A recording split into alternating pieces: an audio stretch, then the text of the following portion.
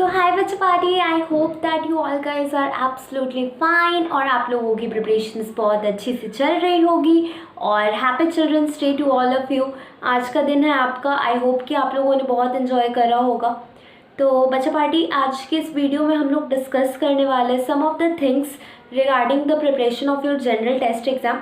ये कोई strategy video नहीं है, कोई प्लानिंग या फिर कोई आपकी सिलेबस वगैरह वाली वीडियो नहीं है जो मैं आपको बताऊंगी। बेसिकली मैं आपसे डिस्कस करूंगी कि किन मिस्टेक्स को आपको अवॉइड करना है आपकी जनरल टेस्ट की प्रिपरेशन में, और दूसरा किन चीज़ों को आपको फॉलो करना है ताकि आप अपनी प्रिपरेशन को एकदम बूस्ट अप कर सको।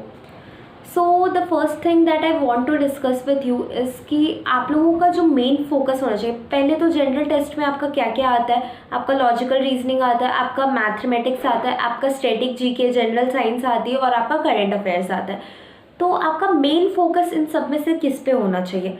तो आपका जो फोकस है वो सबसे ज़्यादा आपकी मैथ्स और रीजनिंग पे होना चाहिए।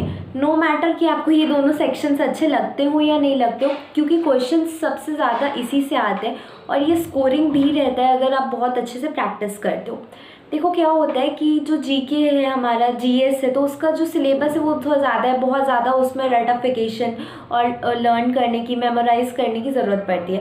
बट रीजनिंग और मैथ्स एक ऐसा पार्ट हो जाता है आपका जिसमें आप मतलब जो आपका सिलेबस है वो प्रिसाइज है और आप उसी को बार बार प्रैक्टिस करके बहुत अच्छा स्कोर कर सकते हो। तो आपका जो मेन फोकस है वो आपका रीजनिंग और मैथ्स पे होना चाहिए। दूसरा कि जो थ्योरी वाला पोर्शन है, मतलब जो हम लोगों का स्टैटिक जीके है, जनरल साइंस है और जो हम लोगों का करंट अफेयर्स है, तो उसमें से सबसे ज़्यादा फोकस किस पे करना है? तो गाइस देखो, आपको सबसे ज़्यादा फोकस उसमें से करंट अफेयर्स पे करना है और जनरल साइंस पे करना है।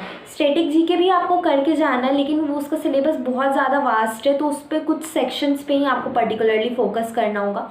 तो पहले बात करते हैं कि जनरल साइंस में अगर फोकस करने के लिए मैं बोल रही हूँ तो क्या पूरा फिज़िक्स, पूरा केमिस्ट्री, पूरा बायोलॉजी?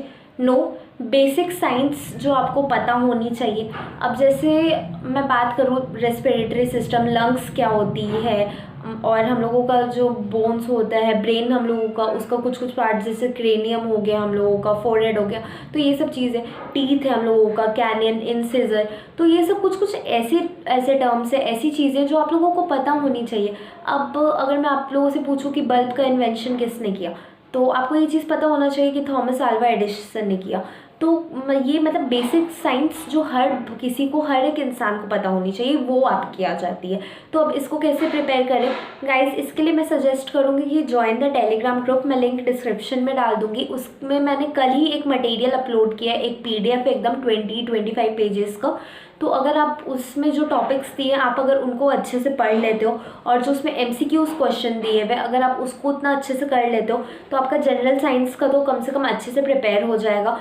पूरी साइंस एकदम साइंटिस्ट बनने की नहीं ज़रूरत है, जनरल साइंस में आप उतना भी प्रिपेयर कर लोगे तो आप लोगों के लिए बहुत अच्छा रहेगा, क्योंकि मेनली आपका जो वास्ट पोर्शन, मतलब जो मेजर पोर्शन आपका जो आता है वो रीजनिंग और मैथ्स आता है। जनरल साइंस के कुछ क्वेश्चन आते हैं, तो आप लोग उस PDF से उसको प्रिपेयर कर सकते हो। और उसके बाद दूसरा आता है करंट अफेयर्स का। तो करंट अफेयर्स के लिए अब देखो, जिन बच्चों ने अभी तक कुछ प्रिपेयर नहीं किया तो आज ही से आप लोग करंट अफेयर्स प्रिपेयर करना शुरू करो। आप लोग चाहो तो मतलब न्यूज़पेपर पढ़ सकते हो, अगर पढ़ते हो तब तो वेल एंड गुड, और अगर नहीं पढ़ते हो तो आप YouTube channels like GK today है हम लोगों का, आप लोगों का स्टडी IQ IAS हो गया, परिवर्तन IAS अकेडमी, ये सब कुछ कुछ चैनल्स है जिस पे मतलब करंट अफेयर्स रोज़ आते हैं, तो आप इसको देख सकते हो। अगर वो भी नहीं करना है, आपको वीडियो नहीं देखनी है, तो आप टेलीग्राम ग्रुप ज्वाइन करो। उस पर मैं रोज़ करंट अफेयर्स अपलोड करती हूँ बच्चों के लिए। स्क्रीनशॉट्स जो होता है इंपॉर्टेंट करंट अफेयर्स का वो डेली आती है, तो आप लोग उसको ज़रूर देखना। और अब बात करते हैं स्टैटिक जीके का। तो स्टैटिक जीके का मतलब बहुत ज़्यादा वास्ट पोर्शन है, लेकिन उसको हम लोग थोड़ा कम कैसे कर सकते हैं? तो गाइस, स्टैटिक जीके के लिए आपका जो लूसेंट का बुक है, पूरा बुक नहीं, उसका बस एक चैप्टर नंबर 9 मिसलेनियस सेक्शन, तो वो आपको बहुत अच्छे से प्रिपेयर करना है, उसका हर एक टॉपिक। आई नो कि वो थोड़ा सा ज़्यादा हो जाएगा, बट स्टिल आपको उसको प्रिपेयर करना है। और कब प्रिपेयर करना है? माय सजेशन इज़ कि आप लोग अभी उसको प्रिपेयर मत करो, जब आपका बोर्ड एग्ज़ाम्स हो जाए तब आप लोग उसको प्रिपेयर करना, क्योंकि उस समय एक तरीके से फिर आप लोग फ्री हो जाओगे कि आपका डोमेन लैंग्वेज बहुत सारी चीज़ प्रिपेयर हो चुका रहेगा, तो आपको बस जीके करना रहेगा। तो आप उसको उस टाइम पे कर सकते हो। मतलब अगर मार्च में आपके एग्ज़ाम्स हो गए तो आपको 10 दिन उसके बाद फिर टाइम निकालना और स्टैटिक जीके को आप लोग प्रिपेयर कर लेना, क्योंकि एटलीस्ट 1 महीना मिलता है प्रिपरेशन करने के लिए सीयूईटी के लिए, तो उस समय आप लोग कर सकते हो। और दूसरा फिर मैं बात करती हूँ आप लोगों से कि जो हम लोगों का लॉजिकल रीजनिंग और मैथ्स का प्रिपरेशन है वो कितना टाइम तक कंप्लीट हो जाएगा या कितना टाइम तक हमें उसको कंप्लीट कर लेना है। तो गाइस आप रिमेंबर वन थिंग कि जनवरी तक आपका रीजनिंग और मैथ्स ये आपका कंप्लीट हो जाना चाहिए। करंट अफेयर्स तो भाई आप एग्ज़ाम की लास्ट डेट तक भी करते रहोगे, तो वो तो मतलब आपका चलता रहेगा। और जनरल साइंस से वो आपका कितना भी नहीं, जो पीडीएफ मैंने दिया है 20 पेजेस का, अगर आप बहुत ज़्यादा भी स्लो हो एकदम तो आप उसको 4 दिन या मैक्सिमम 5 दिन में उसको कंप्लीट कर लोगे। लेकिन रीजनिंग और मैथ्स है, रीजनिंग आपका कितना भी नहीं, अगर आप एकदम आलसी टाइप के इंसान हो या फिर कंसिस्टेंट भी हो, जितना भी आप टाइम लगाते हो तो उसको करने में कितना भी नहीं तो 20 या फिर 25 डेज तक में आप रीजनिंग कंप्लीट कर सकते हो।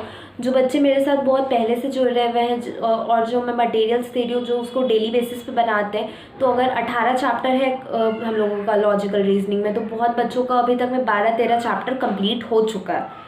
लेकिन आपने अभी भी स्टार्ट नहीं किया तो आप उसको कोशिश करो कि 15-20 दिन में उसको कंप्लीट कर लो, मैक्सिमम 25 दिन, उससे ज़्यादा उसमें टाइम नहीं लगता है करने में। सिलेबस क्योंकि बहुत उसका कम है और बहुत बेसिक सा सिलेबस है।